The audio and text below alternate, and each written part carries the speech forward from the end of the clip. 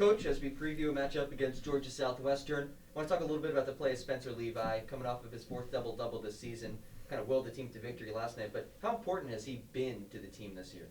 He's been a big. I mean, we've talked to Spence a lot about. Spence has always kind of been the third or fourth big the last couple of years. When you got guys like Nigel Grant and Akia Pruitt and James Murray Boyles and Carson Mount, Spencer was always in that main rotation. He was never the guy, but he was one of the guys. And now he's the guy, and he's done a great job embracing that role, not only from his play on the floor, but also his leadership. I think his leadership has improved greatly. He's holding his teammates accountable. He's holding himself accountable to the level of his teammates.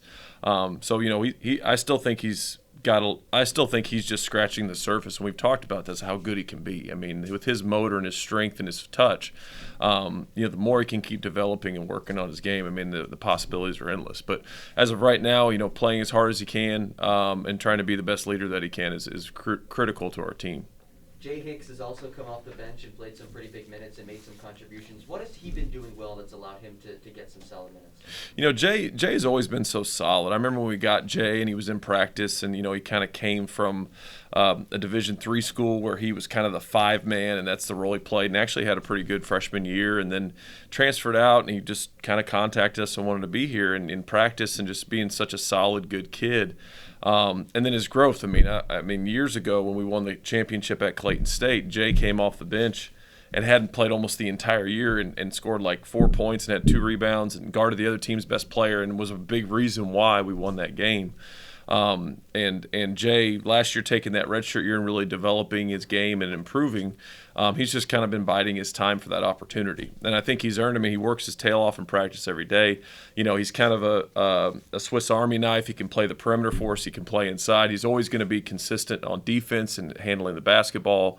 And then, when his confidence is going, shooting from three, it just adds another dimension for our team.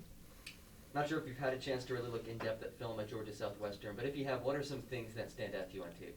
They play really hard. Coach Coombs is a really good friend of mine, and he's got them competing at an extremely high level. I mean, they're a physical, smash-mouth basketball team, multiple defenses, multiple offenses.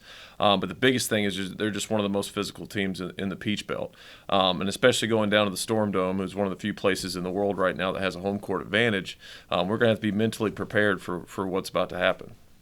I know it's early on in the season, but do you guys look at the standings? I mean, you guys are pretty much neck and neck right now in the conference standings. Is that something that you think about at all as a team? Not really right now. It's so early. I mean, I say early, it's end of January. Early for COVID season, it's still pretty early. Honestly, we're just trying to, especially with our peaks and valleys as of late, we're just trying to maintain the next game mentality.